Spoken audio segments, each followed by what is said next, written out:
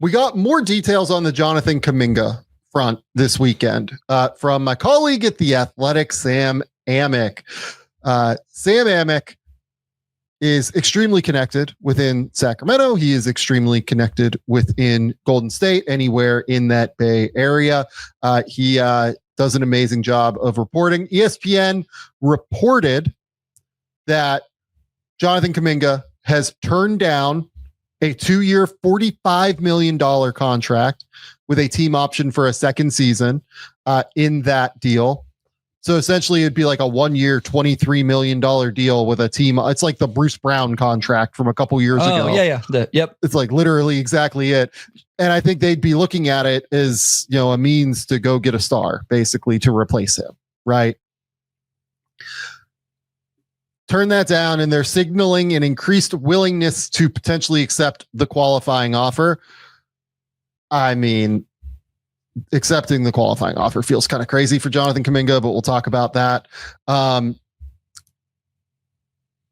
Per team sources, according to Amick, and I'll put this up on the screen while we're talking here for people that are watching live to be able to read it, people watching after the fact to be able to look at it.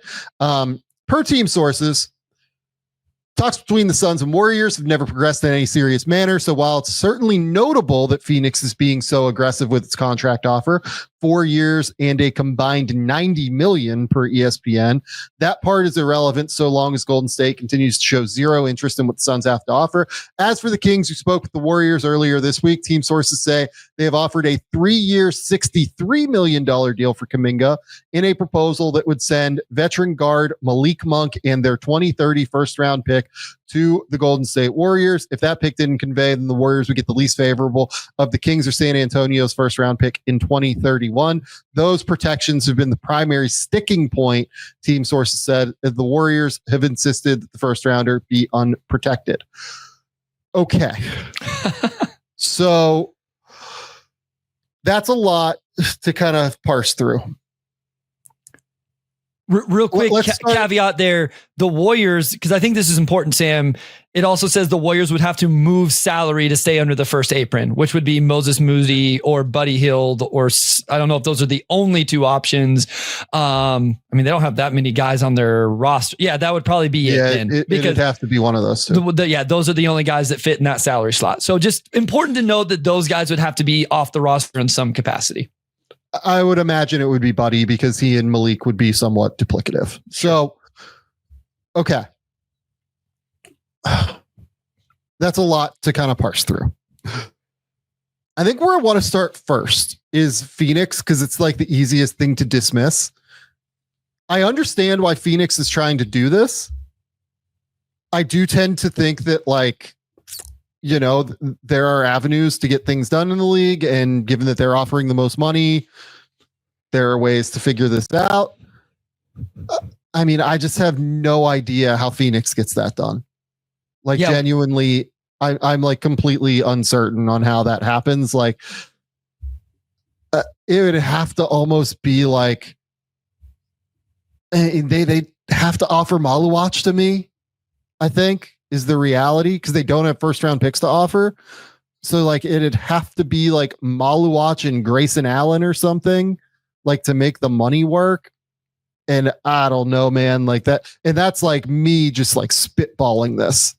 You know what I mean? I haven't even looked at how that works. I just don't see any of this is workable right now to me, unless they're willing to really cave and offer whatever the hell they have to offer, the absolute best things that they have to offer.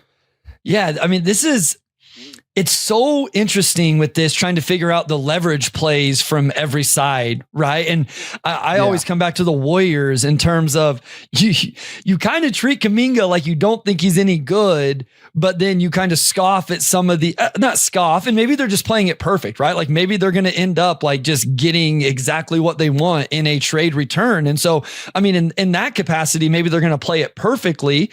There is, and obviously this is the leverage that Kuminga's side is trying to get back, the threat of, hey, we'll just sign the QO and then you're going to lose me for nothing, or I guess they could trade him at the deadline. No, that comes with the no trade clause, right? So, you're going to lose me for nothing in the off season. Phoenix is interesting.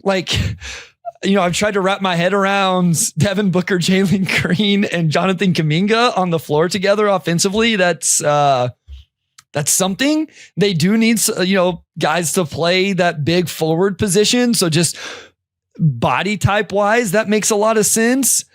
But yeah, I don't know about Phoenix. Yeah.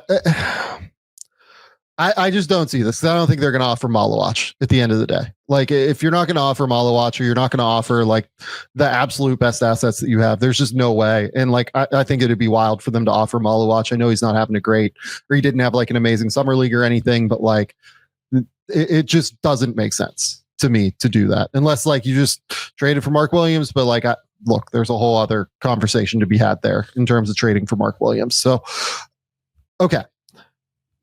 Let's talk about, before we go to the Sacramento offer, I want to talk about Golden State's leverage here, right? So Golden State, it feels like, is trying to have its cake and eat it too. Yeah. They want the 2-year, $45 million offer. They want him to waive his no trade clause that he would have signing a 2-year deal with the team option that could expire at the end of 1 year. So that doesn't, like, if I was, Kuminga's representation, Aaron Turner and those guys, I'd be like, no, like we're not doing that, where you can just dump us anywhere that, you want to send us, and only doing 2 years of security. Like, that doesn't make any sense for us. I think that is a shitty offer from Golden State. Like, honestly, I think that is if I was Kuminga, I would say that's like insulting. It's $8 million. So that's what the Warriors are saying, right? Is like, we're giving you an extra $13 million over the QO, right? Is what that deal is. Yeah. Because they would have, but we have the ability to move you wherever we want to move you. And you have no control. And if you play well, then we have control to lock you in for, potentially below market value. We could keep you for another year then if we wanted to also, as opposed to the QO, which puts him unrestricted free. Okay. Correct. So like, you have no control over the situation for your career for the next 2 years, basically. You can look at this two ways, in my opinion. Like, I'm not a big Jonathan Kuminga fan as a player. I get what he brings to the table as a scorer. I think he's like genuinely impactful as a scorer. I think that he can be like, if you got him in the right situation, probably a guy that averages like 23, 24 points a game or so. Is it going to be efficient? Is it going to be offense that like really helps your team win? Is he going to continue to develop into a like well-rounded player who defends at a high level, who passes well, who consistently makes good decisions? Like, we just haven't seen that yet from him. Right? There's a reason he doesn't play at times, like not all the time, but like there's a reason that like he is not always in the rotation for Golden State. The things that he does well are things that you can find. The things that he doesn't do well are the things that are a little bit more rare to find in the marketplace. Right? Like, I don't think that Jonathan Kuminga is going to go and like be as bad as like Pat Williams is somewhere. Like, he's so aggressive and like confident in himself that he's going to put up numbers. I worry about how much those numbers impact winning, but like, the reality of the situation is that my evaluation on Jonathan Kuminga being lower probably matters less than the fact that if I'm Jonathan Kuminga and I'm seeing offers roll in through my agency of 365, 490, and the Warriors are sitting here offering 245 with a team option, and I have to waive my no trade clause, it kind of sucks. Like, if I'm him, I'm sitting there thinking that sucks. So it's tricky. Like, it's really tricky, in my opinion. He's just a tricky player, right? So of the guys, I don't know if we're going to get into the other guys that are in similar situations, right? We've done the Cam Thomas conversation. We've been talking about Giddey for a minute. Quentin Grimes is the one that makes the least sense to me, that like something isn't getting figured out, because that's a very It's an archetype. It's such a narrow band of money. Like, yeah. Well, and it's such a valuable archetype, right? Like he's a 3-and-D wing that like, point being is like, we've done the Cam Thomas thing and we understand why that's a tricky one. And we've done the Josh Giddey thing and we understand why that's a tricky one. My point was like Grimes shouldn't be tricky because that's a really valuable archetype and maybe just asking for way too much. Kuminga is also very tricky is what I'm trying to get to. And we've talked about this because of everything you outlined.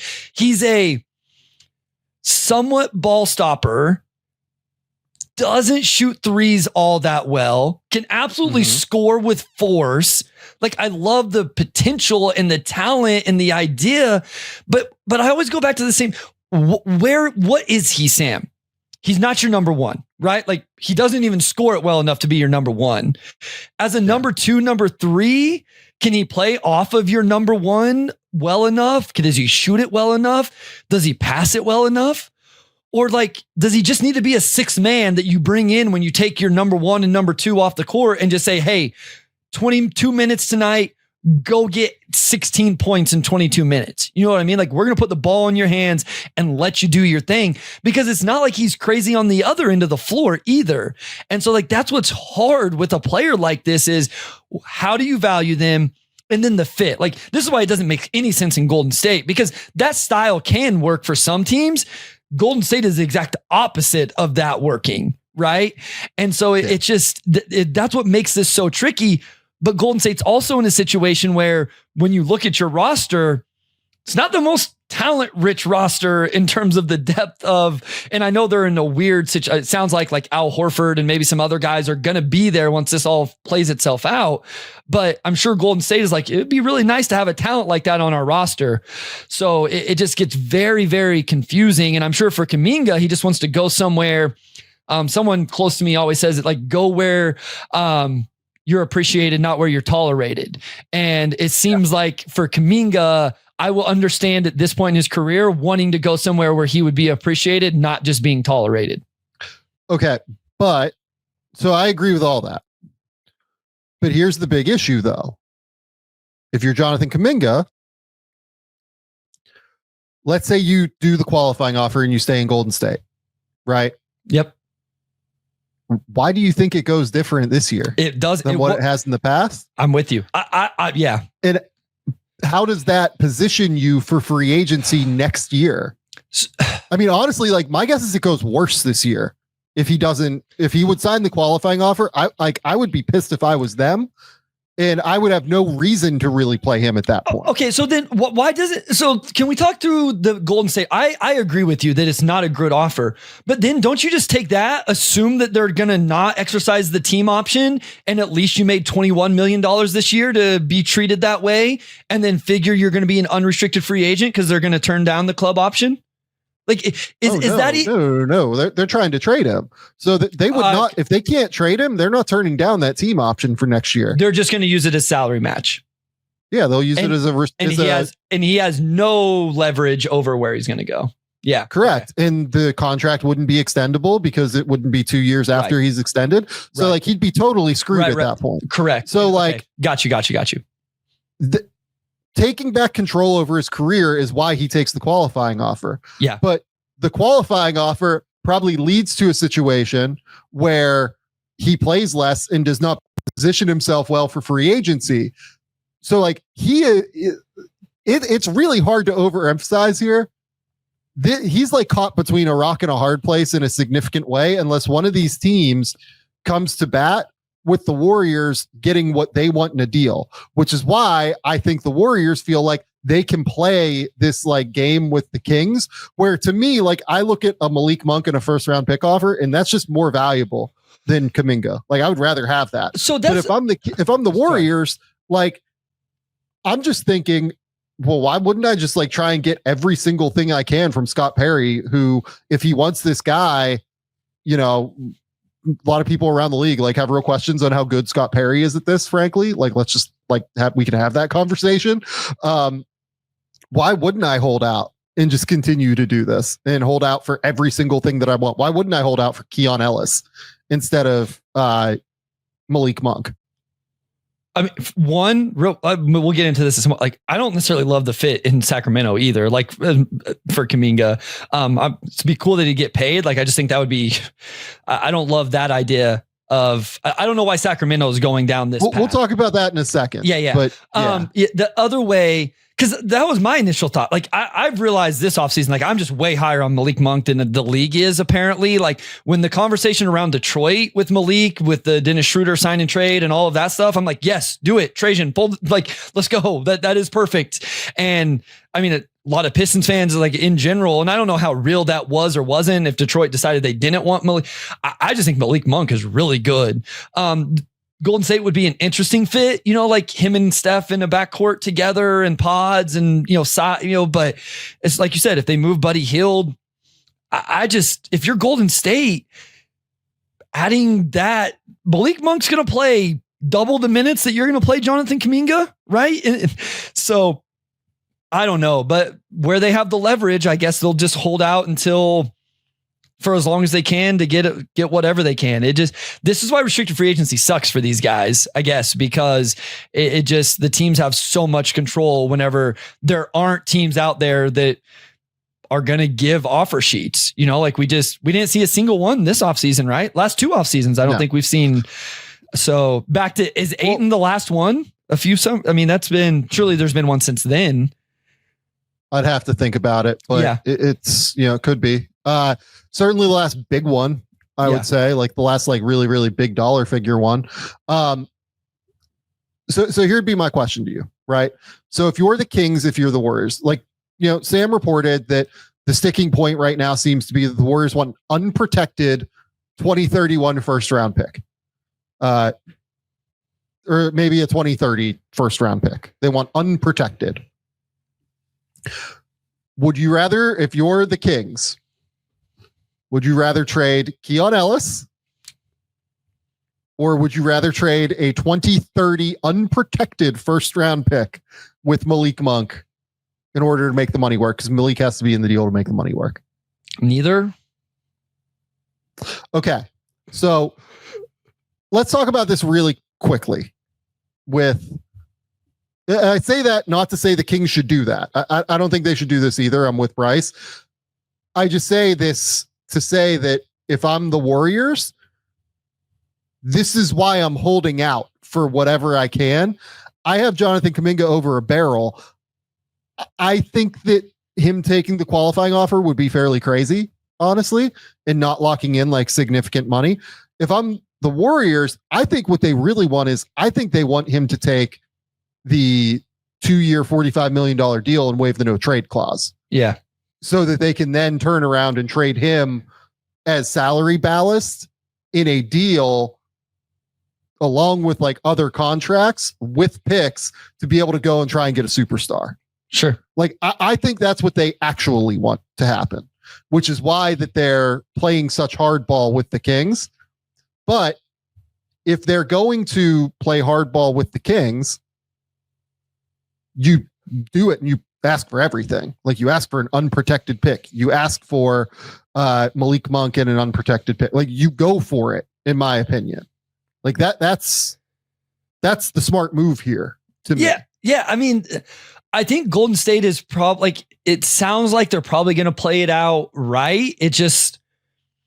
It's so weird because they don't want to play him, or everything they've told us is they don't want him.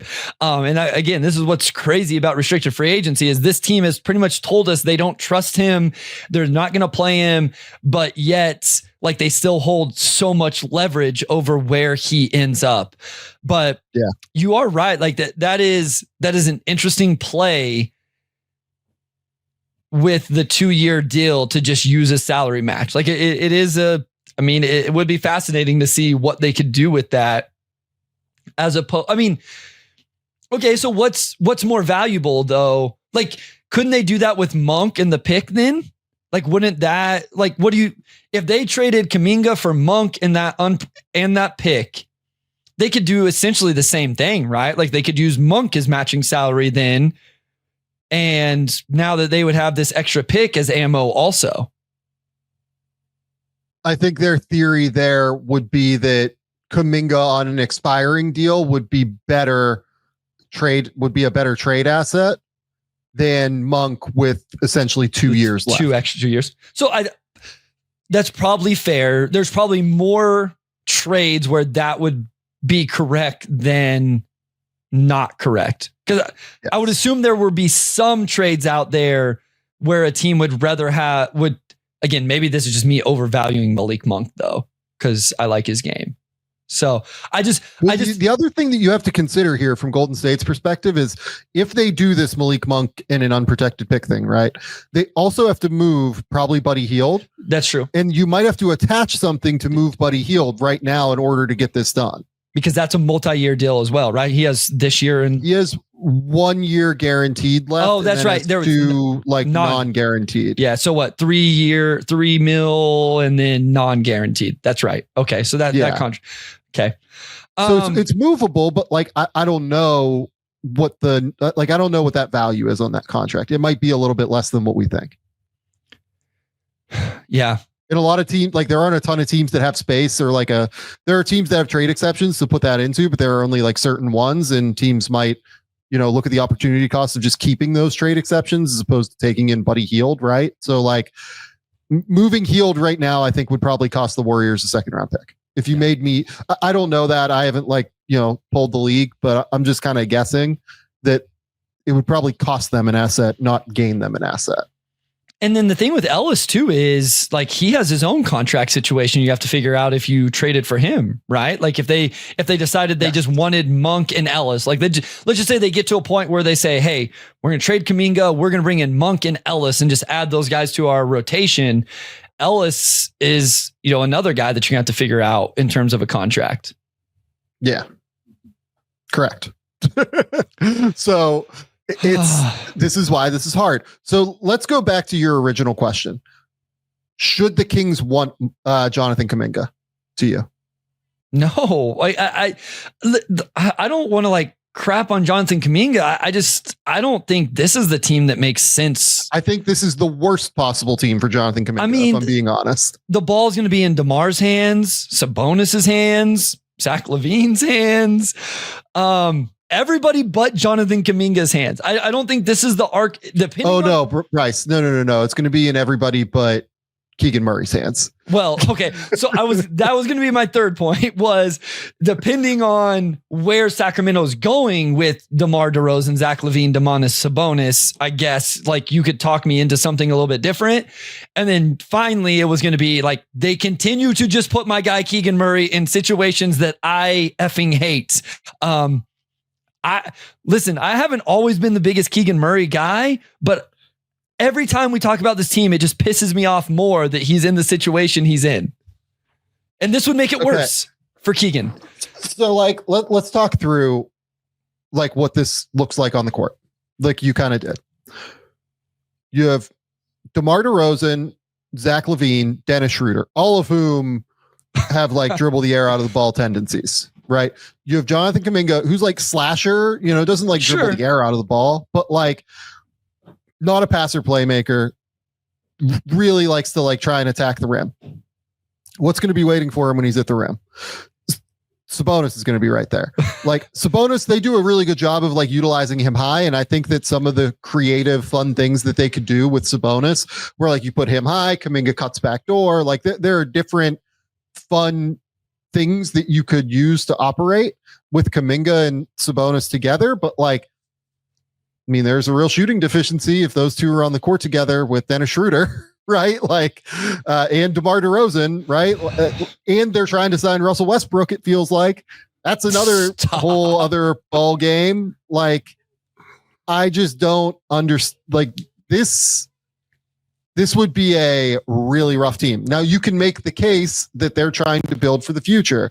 They're going to try and move LaVine. They're going to try and move DeRozan probably after a year. Right. So sure. I can see the argument for it's okay, we need another bigger body. They do need another bigger forward. I actually agree that's with fair. that. Yeah. Just archetypally, they need another guy who's big and long and athletic. Sure. But Okay, so like you pair Kuminga with Keegan Murray, and then you have Schroeder for a couple of years. You have Levine probably for a couple of years now. You're only signing Kaminga for 3 years, so you're doing this for like 1 year on the tail end where you hopefully have Keegan and you figure out a backcourt solution. And I just don't know what they're building toward. If you do Kaminga, I guess, is kind of my question. And maybe getting a guy like Kaminga is what sets that in motion, right? Because like in general, a wing forward combo of Kaminga and Murray, I don't hate that. It's just like you then have to write other players. Like this is where I'm at with Sacramento at this point. I like we actually are probably bigger Zach LaVine, not fans, but like supporters. Like we tend to really like give Levine the benefit of the doubt on stuff more than anybody, I think. Correct. And so like some of these individual pieces, the other thing is like, I love their role players on this team, Sam. Like I love Keegan Murray. I love Devin Carter podcast. I love Nick Clifford just had an awesome summer league. I love their draft. Nick Clifford, Maxime Renault, like my guys in this draft. I think Ellis is awesome. Like we were screaming, put this man in the starting lineup. It does not make any sense. I love Malik Monk. He should be the sixth man and Keon Ellis should be starting. So I love these guys. And these are two-way players, Sam. Like these guys make sense as rotation role players. It's all of the other shit that's not making sense right now in Sacramento. We got Bryce to swear. This is great. I'm on teacher mode and I'm on a non-teacher mode. I got to get back into teacher mode so I don't get fired, because if I get fired as a teacher, then you're gonna have to pay me more so I can do this full time. Oh, that's a shame. Oh my goodness. All right. So I don't love this for the Kings. Like, I don't get it. It doesn't make a whole lot of sense to me. If I'm the Warriors, like in a vacuum, I'd probably just rather have Monk and lottery protected first, but I also understand the way they're playing it, and I think they're probably playing it intelligently. Like, frankly, like I think they're playing it smartly. Sure. And if I was them, I would be doing it the way that they're doing it. Yeah. No, is where I'm at. It's the rules of the CBA. It's like it's how he's a restricted free agent. Like they should play it in best terms to them. Sucks for Kuminga, but I don't blame them for trying to play it the way they're playing. I agree with you on that. Even though I just wish they would get Kuminga out somewhere else, and for his sake and all of that, I understand why they're playing it this way from the team side. And here is my final question to you. Okay. If you were them, knowing that you have, basically all of your picks moving forward, essentially, you have Jonathan Kuminga, you have Buddy Hield, like you have real expiring salary that you can get to this year, right? You now have Jimmy Butler, Draymond Green, Stephen Curry, obviously. Would you prefer that they keep Kuminga if they can get him to sign this 2-year, $45 million deal and get him to waive the no trade clause so that in January you can move him, attached to other players, like you can get up to like 35 million that you could acquire in a deal, probably something like that. Would you prefer that you just retain him and then move him at the deadline for like a real difference maker? Or would you prefer Malik Monk and a top 5, let's call it, protected first round pick? So I don't know that Monk probably, like, as I think through it, I don't know that Monk is the needle mover for this team. I think so. And again, if you do Monk, you're moving Hield. You have to move Hield. Yeah, which is an obvious upgrade, but I wish I knew what else like was in play for this team. Like who's actually going to end up on this roster that are free agents still that are just waiting this out. I mean, it feels, look, Horford. Yeah, it feels like Horford is waiting on this situation. Yeah, to me, I think that's been like pseudo reported, but like that's what it feels like to me. Okay, it feels like Horford would have signed. So here's what I'd say is I think for this team to be a real title contender, because again, spoiler alert on my rankings, like this team is not in my like tier of title contenders in the West. I think they would need to go get a real wing, like Mikal Bridges, somebody like that. So whatever gets me there, if that is Kuminga and the picks I already have, or if that is Monk salary match, and now this top 5 protected pick gives me some extra ammo to go get that guy. Like that's essentially what I would have to figure out. Like, and I don't know which is more. Like that's where I go back to, if you're Golden State, maybe you make the trade just because Monk still gives you the salary match. And now you have an extra first round pick, right? To go get player X that we're talking about here. So that's the move I would make if I'm Golden State, because I would feel like I need to go get a wing that can really play for me to really compete in the West this year. I think I would prefer he just signs. If this is my offer and this is the most I'm going to do, and you're basically, playing chicken with him to see if he signs it, I think I would prefer he signs it, and it just becomes a massive chicken, like game of chicken at the end of the day, where you're trying to figure out like, okay, is this done? Is this, at a certain point, I think I would. This is all about like who's going to hold their nerve. That's what it feels like to me. Like who's going to blink first? Is it Kaminga going to do the 21.75, or is it Kaminga like he literally sits down like he's going to sign the qualifying offer, and right as he goes to sit down, you trade him to the Kings for 363. Yeah. And it's Malik Monk in a protected first round pick, like top 5 or top 7, not lottery. I agree with them. Like I don't know that a lottery protected pick is like super valuable, honestly. So I would be handling it, I think, actually quite similarly to how the Warriors are handling it. Yeah, the qualifying offer path is really interesting, because like part of me just wants to be like, just say screw it, Kaminga. Like just bet on yourself. But he can't. He can't. What does Jonathan Kumings get if he has a similar season? If next year plays out the same way, where he played in 47 games, I mean, he did average 15 a game, and then even in the playoffs, he got 8 games. I mean, what is he getting in free agency if they play it out the same way? Yeah, I don't know. It's a tricky one. Yeah. I mean, I don't know if he gets 20. It depends. It'd really depend on like how the season went to me. Yeah.